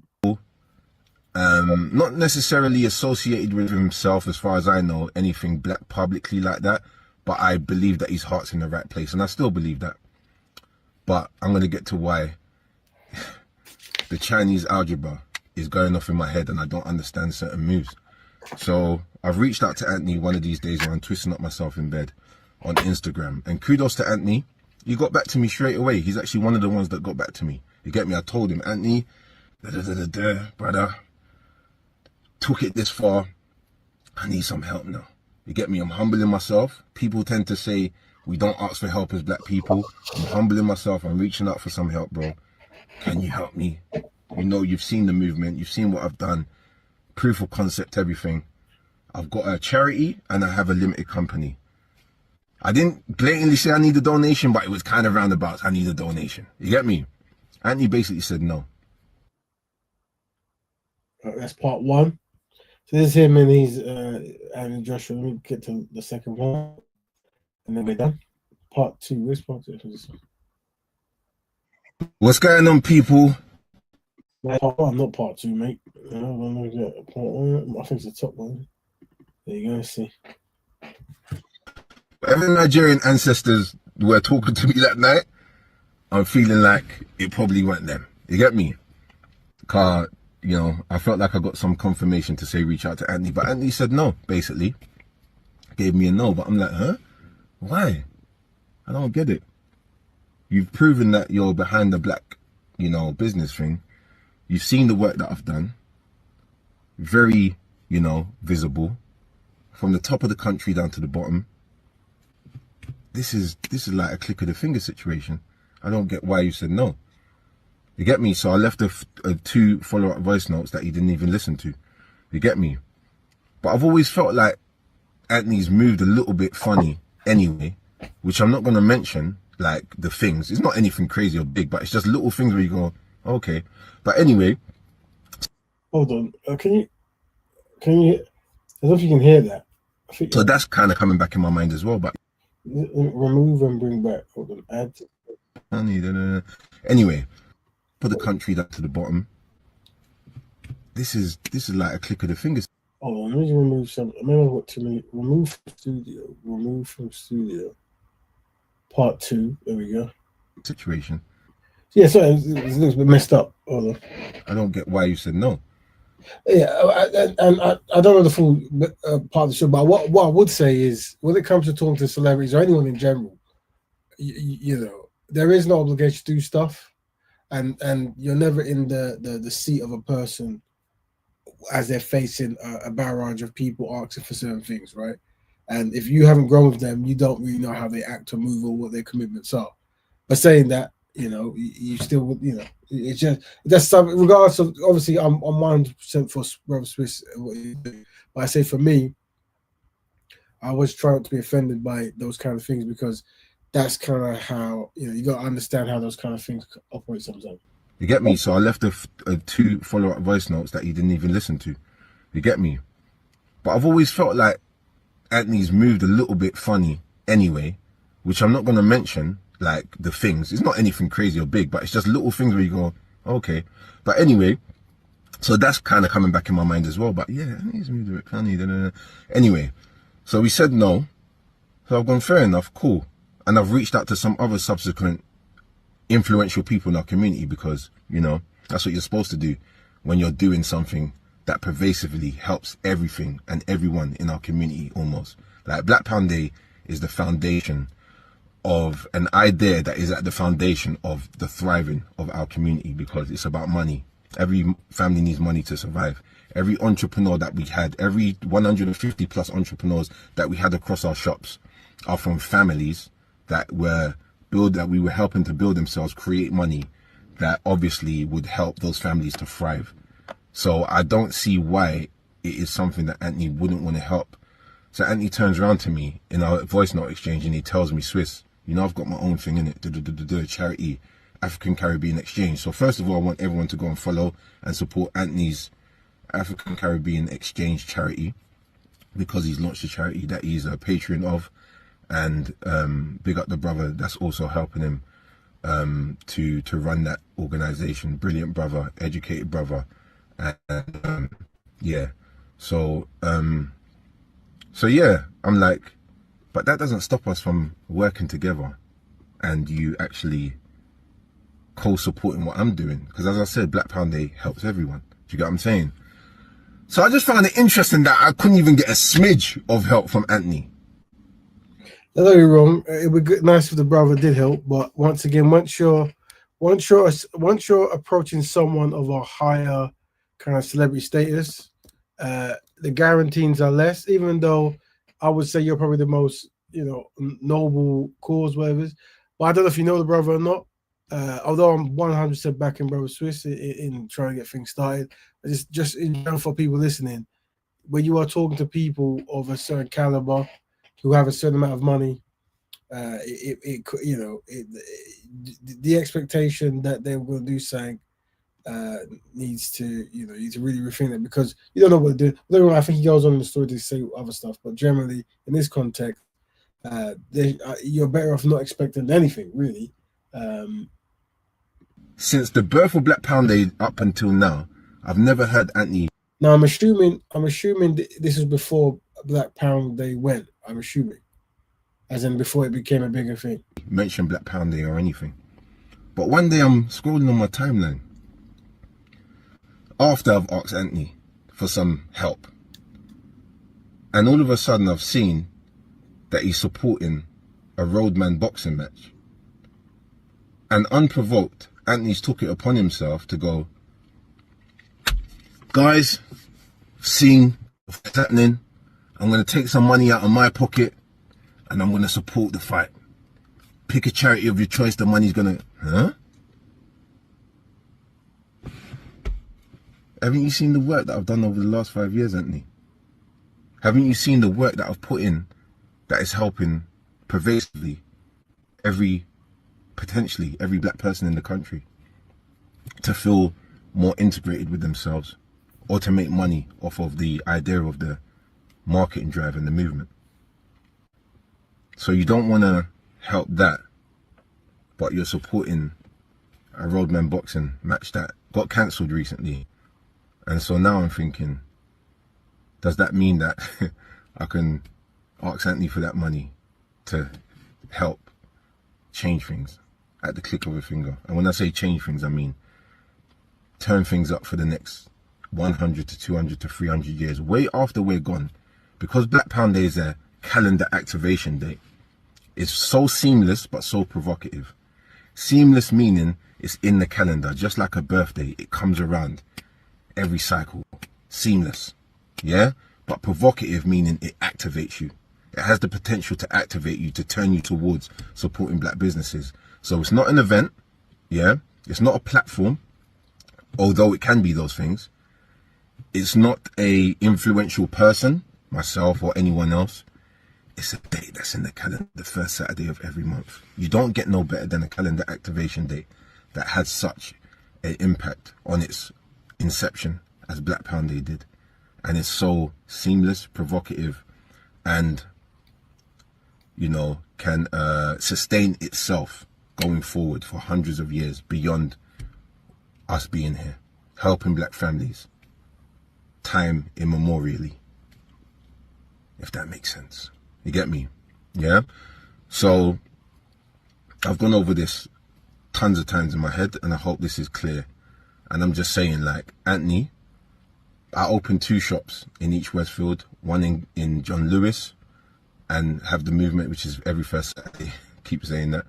But, you know, sometimes you got to repeat it. You got the brother for doing that. Yourself, like Dr. Umar, because it's like people don't get it, you know, and they're willing to let something great just fall through our fingers like sand and just let it go by the wayside when it's the biggest and most impactful economic thing to happen to black people in the country since we've been here.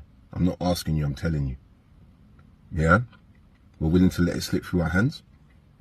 And even when I reach out, humbling myself to people, they don't want to help, you know? Click of your fingers.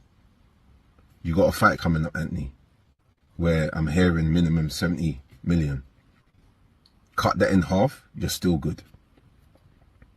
I was just asking for a little help to help move things along to where we can turn this thing up. I could have opened 10 shops with your help, bro. You come in to cut a ribbon, you know, when I opened the 2 shops or John Lewis. Do you understand? Obviously, this is at the forefront of your mind, you know, because of your speech, black economics. So you're someone that saw everything I was doing. But there's no reach out. There's no Swiss, let me come cut a ribbon, brother. From anyone, let alone Anthony. So this ain't about Anthony, but Anthony's just the example. You know what I'm saying? Blood, I see what you're doing, brother. Let me come cut a ribbon. Any influential person, actor, boxer, you know. This is why it's so hard for us to progress, because we're not locking arms and helping each other. Anthony, we could be locking arms. Regardless of if you got the African-Caribbean exchange, we could lock arms and turn this thing up forever for our community by the click of your fingers, bro. That's a godly responsibility that you have with the resources that you have behind you to help a brother like myself that's reaching out to you to say, Anthony, bang. And I don't want to make this too long. I'm very conscious of the time. So by the click of a finger, everything can change. If people can see the work that's been done, very visible in front of them, and understand my call of asking for help. Because that's the stage I'm at now. I've rinsed my own money. You get me? And my own energy and compromised my health. So when I was exchanging voice notes with Anthony and I told him about my autoimmune disease, Anthony's like, Swiss, I probably got autoimmune disease as well. I'm like, why are we comparing autoimmune diseases, bro? A Chinese algebra moment again. This ain't about competition between us being sick, bro. Do you get what I'm saying? This is about me giving context to you about all the work that I've put in that's run me down, and now I'm coming asking you for help. Do you get what I'm saying? And then in the exchange as well, he's telling me, Swiss, you know, mention something to the words of, you know, obviously what I've done is helping, you know, we're helping charities like homeless and abandoned women that have had to run away from their houses, and not forgetting that, yeah, we had the directory as well, Anthony, that was listing, that had the potential to list any business or charity. It was not just about finances and people coming to spend money in shops. It was a pervasive idea that started as a directory, but I built it to an online store. So we was covering that as well. But here you are in conversation with me, sounding like you're in competition with me, talking about my one's doing this. And I'm like, yeah, but we was covering that as well. And so we could be locking arms and turning up this thing forevermore. Do you get what I'm saying? Because you have the... I think the brother's highlighting that, you know, in certain places there could be collaboration over competition. And I think there is a bit of her, I guess the brother's put his energy time into something that's for the greater black community. And yeah, we always want to find a way to support that. I also still remain the fact that when you're talking to celebrities, especially those who are like of the millionaire class, their mind's going to be at a different level, and their time's going to be so different when it comes to checking their, you know, their responses. Unless they know you, don't think he knows you, whatever, right? But I do think that Swiss talking about black economics in this way is something that's more prominent than anything most people have done. As in, like, once again, the fundamental three there are black families, black economics, and black health, and he's handling black economics very well. And yeah, it would be good if he did get that support. But that's why we also have to support ourselves and continue going. Resources. You know, I have the know-how, the experience, the last 5 years, built a team, You said it yourself. I told you, Anthony, I've got the experience, I've built the team, I've got the know-how, the knowledge. I just need the backing, brother. He said no. And didn't reply back to my 2 voice notes. So that's why I'm here talking. You get me? And having this conversation. You get me? My son's gloves that I used to box with him with. But yeah, and then what also gets on my nerves, Chinese algebra situation again, is like, as a member of So Solid, it does grind my gears to see Anthony jump on stage every chance he gets with Lisa and Romeo. Turn up the bass line, I've got 21 seconds to check this, right? And it's like, what are we doing there? Why would you not want to collaborate with me on the black economic thing to turn this country up forever for our people? The collaboration you want to do is jump on stage with my crew members and do Romeo's verse.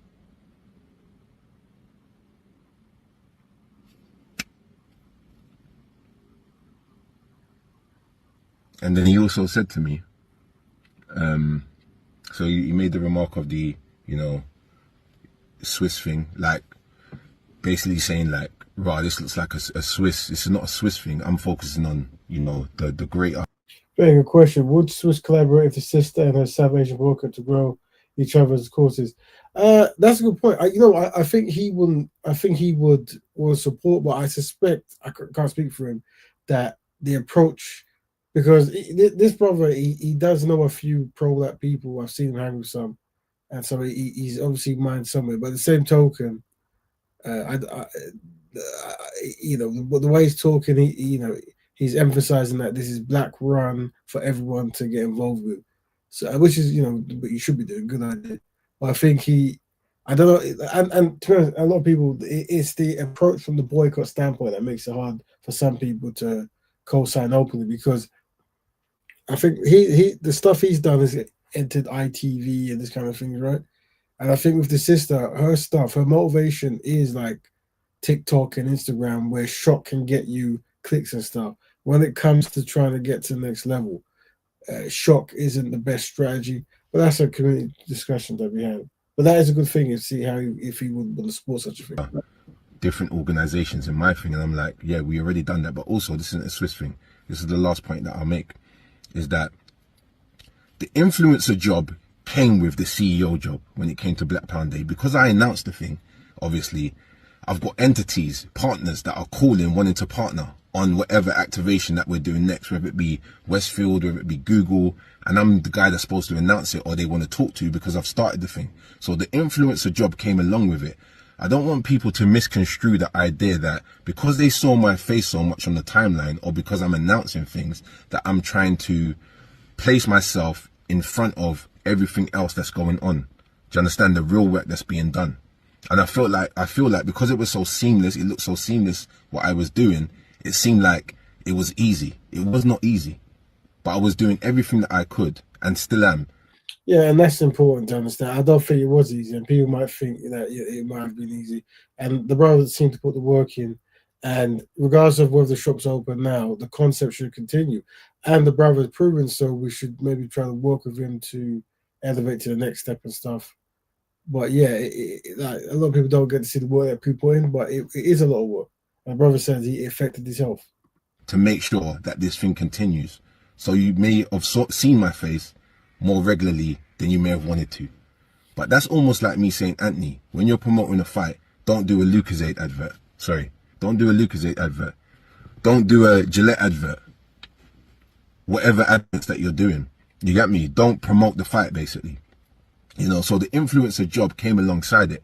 So my influencer job as Swiss, being from the music industry, understanding branding, understanding business to the degree that I did via my music business experience and whatever other businesses that I've run, and placing all of my experience into one thing to this moment where the ancestors have given me an idea that can unlock the future for black people. And I played my job as best that I could. You know what I'm saying? So I don't want that to be misconstrued. So when you made that comment, Anthony, making me feel like it was like a Swiss show or something, I felt offended. And it was a Chinese algebra moment, because you understand influence and doing, you know, forefront in your brand with your own face. And that's all I was doing. And since, you know, you do jump on stage so much with Soul Solid members and stuff like that, doing 21 seconds and Romeo's part and all of that.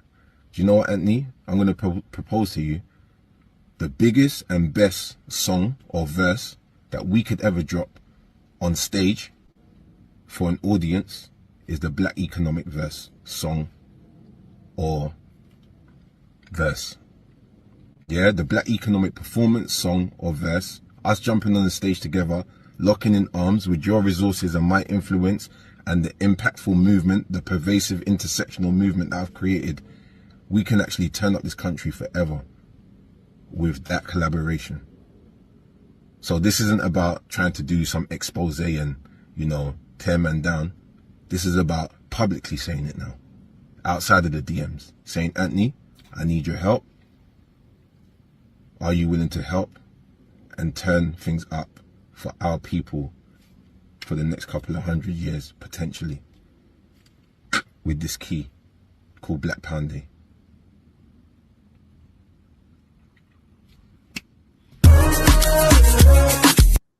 Right, bit of brother there. All right, so that was his thing. And there, family, I'm gonna love you and leave you now. If there's anything you want me to say, or anything you want to say now or forever, don't say. But the next time we'll see, I'll let you know how the show went. Hopefully, it'll be released in bits so we can maybe case study it. But you know, just you know, today's topic is Rap Raven as a guest speaker on the Power Podcast. Black Betterment. So we discussed what topics Rap Raven should try to discuss on there. That's what we're doing here. So right now, the main topic is going to be about the dynamics between black men and black women. And I'm going to try to bring in the economic boycott and stuff. I'm sure that'll go down well. And I'm sure all the other people have their own controversial kind of approach they want to have. And I'm going to try to be as constructive as possible, but I suspect there might be a lot of rustle feathers here and there. But big up all the brothers in the house. Big up Brother Dan. Big up Brother D. Leonardo. Big up Golden Black One. Big up everyone else in the background and those in the future times. Don't forget, big up and Zinga, and big up all the others who's going to be behind the scenes. I'll let you know how it goes, and yeah, we'll talk about ways to like. I think of rebranding the concept of like shopping in one store. I think of a name because before we called it community spend, but there was a reason for that. So it might be a good name to keep. But I was thinking of playing for a new name, maybe like family funding or something like that. I don't know.